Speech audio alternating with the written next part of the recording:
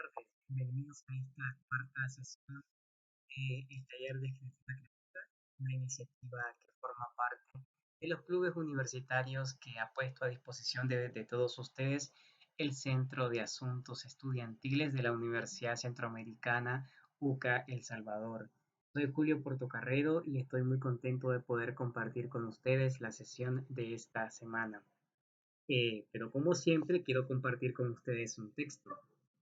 El texto que les voy a compartir es un fragmento de la novela La mujer habitada de la escritora y poetisa nicaragüense Yoconda Belli. Vi las raíces, las manos extendidas llamándome, y la fuerza del mandato me atrajo irremisiblemente.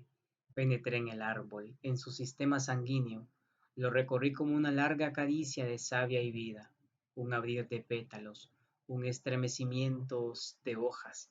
Sentí su tacto rugoso, la delicada arquitectura de sus manos, y me extendí en los pasadizos vegetales de esta nueva piel, desperezándome después de tanto tiempo, soltando mi cabellera, asomándome al azul, al cielo azul de las nubes blancas, para oír los pájaros que cantan como antes. Este es un fragmento, como les decía, de la novela La mujer habitada de Yoconda Belli. En las sesiones anteriores hemos conversado acerca de la creatividad, hablamos también de cómo crear personajes, las características que deben de tener los personajes, la magia de que nuestros textos tengan un hilo conductor, cómo construir un hilo conductor, y hoy estaremos hablando sobre la narración dentro de nuestros textos creativos. Y quiero partir de nuestra infancia. Quiero que hoy podamos hacer una remembranza y pensar en esos relatos con los que hemos crecido y que han ido determinando, marcando nuestra vida. Eh, en mi caso, yo recuerdo que mi infancia estuvo marcada eh, por la figura de mi papá, ¿no? Mi papá fue fotógrafo y vivió en la vieja Managua, con ese término se conoce a la ciudad capital de Nicaragua antes del terremoto de 1972 que destruyó por completo esa ciudad que en ese momento estaba constituida como la principal capital y la más importante de Centroamérica, que luego, tras el terremoto de 1972, pues convirtió en escombros la capital de Nicaragua. Mi papá creció en ese contexto y en mi infancia él vivía contándome todas las noches, entre semanas, diferentes relatos que él guardaba. Mi papá tenía la característica de ser un gran narrador y yo crecí escuchando esos relatos, los relatos de la vieja Managua, los relatos de la Managua en los tiempos del dictador Somoza, recuerdos de su infancia, el terremoto de 1972, el contexto después del terremoto, el triunfo de la revolución sandinista en 1979, la guerra en la década de 1980 y su participación en el servicio militar. Yo fui creciendo escuchando todos estos relatos que eran anécdotas también de todo lo que mi papá había vivido en estos contextos. Y ese fue mi primer acercamiento con la narración. Y yo estoy seguro que ustedes también conservan en su memoria diferentes relatos, cuentos, cuando estaban en el kinder, en los primeros años de la educación básica. Estoy convencido que hay relatos que se han quedado con ustedes, porque los relatos que parten de la objetividad, que parten de lo cotidiano, marcan nuestra vida. Nos van hablando de nuestro mundo, nos van hablando de las relaciones humanas, de las relaciones colectivas de las cuales también nosotros vamos formando parte. Y este fue mi primer acercamiento. Y este primer acercamiento, hoy puedo decir a partir de él de que toda narración parte de la realidad, toda narración parte del día a día, de lo cotidiano, de esas experiencias que nos van marcando, que nos van configurando y que se van quedando de cierta manera en nuestra memoria porque nos marcan, sea para bien o sea para mal, o nos dejan una huella que puede ser positiva o negativa, pero la marca queda y las narraciones contribuyen a que nuestra memoria se vaya expandiendo y vaya ayudándonos a adquirir sabiduría de lo que significa ser vivo y formar parte de este entorno social. Ahora bien, yo quiero comentarle algunas cuestiones acerca de la narración. La narración, en primer lugar, parte de lo cotidiano. Estaba escuchando esta semana el compartir de un periodista colombiano a través de una conferencia. Él compartía de que tenemos que ir encontrando nuevas formas de contar las historias y de que la gente, las personas de nuestras ciudades, de nuestros pueblos, son muy buenos narradores. Yo recuerdo que tuve una profesora en la UCA de Nicaragua, que periodista, para mí una de las mejores cronistas de Nicaragua. Yo recuerdo que ella a veces se iba a las plazas públicas, a los mercados, se llevaba un taburete, ponía un rótulo a un lado y decía, escucho historias. Y ella hacía este ejercicio, ¿no? Este ejercicio sencillo, diferente, creativo, y llevaba dos taburetes. En uno se sentaba ella con su libreta y su grabadora y en otro dejaba el espacio abierto, ¿no? Como para que la gente se acercara. Y mucha gente se acercaba y le compartía historias en los mercados, en los parques. Y con esto ella evidenciaba de que la gente tiene algo que contar. Nuestra vida ordinaria tiene muchas cosas que contar y la gente sabe contar muy bien las historias.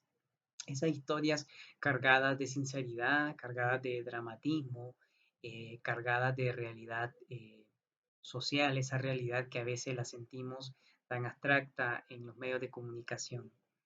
Y yo creo que la narración parte entonces de eso, de esa inmersión que nosotros como inquietos por la narrativa podemos detener con nuestra realidad. La gente sabe contar historias.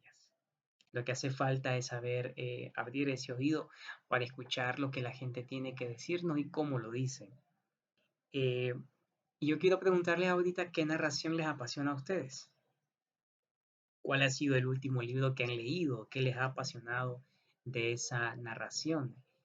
Eh, Porque en este sentido estas narraciones también van inspirando nuestros textos, les van imprimiendo ritmo a los textos y nos van ayudando a poder comprender también las intenciones que tienen los escritores con su narrativa. El texto que yo le conté, que les compartía al comienzo de esta sesión, es de Yoconda Belli, es una escritora que se ha dedicado a, a poder hacer una reivindicación, por decirlo así, de lo que significa ser mujer. Gran parte de sus novelas y de su poesía tiene que ver mucho con lo que significa ser mujer, las luchas antagónicas, antañas, que las mujeres han tenido en la historia y que siguen teniendo, y cómo las mujeres van reconfigurando sus historias. Pues bueno, no es lo mismo el tipo de narración que emplea Yoconda Belli que el tipo de narración que tendrá un texto más periodístico, un texto que tenga que ver con otra realidad. Las canciones también narran. Hay canciones que a nosotros nos marcan, que han marcado a toda una generación humana, porque son historias. Las canciones en verdad son grandes crónicas. Las canciones están llenas de poesía, de narrativa, recrean historias con las cuales nos sentimos identificados. Por ejemplo, se me viene ahorita a la mente la canción esta de Cruz de Navaja de Mecano. Pienso también en la canción esta que habla del taxi de Ricardo Arjona. Pienso también esta canción que no recuerdo ahorita su intérprete, es la canción del Gran Varón. Recuerdan, ¿no? La crónica del muchacho eh, que termina convirtiéndose en un transexual, ¿no? Eh, eh, las canciones están llenas de historias. Los artistas lo que han hecho es recrear escenas de la vida real y convertirlas en una narrativa que se va convirtiendo poco a poco en popular, en colectiva, hasta el punto de poder marcarnos, ¿no? Y ayudarnos a comprender esa realidad. Pienso ahorita, por ejemplo, en la canción de Luis Enrique Mejía Godoy, Pobre la María, ¿no? Que recrea la historia de una mujer que parte de un departamento del interior del país y va a ganarse la vida a Managua. Hay muchas canciones, muchísimas canciones que son crónicas verdaderas y que nos ayudan a poner la mirada en cuestiones que son elementales. Eh, los medios de comunicación también están llenos de historias, por muy abstractos eh, que sean a veces.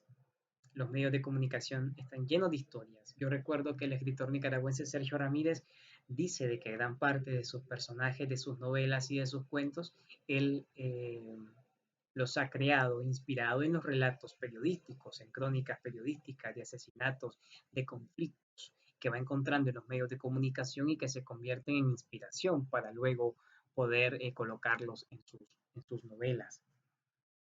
Las series también como tal construyen y configuran una narrativa que nos atrapa, ¿no?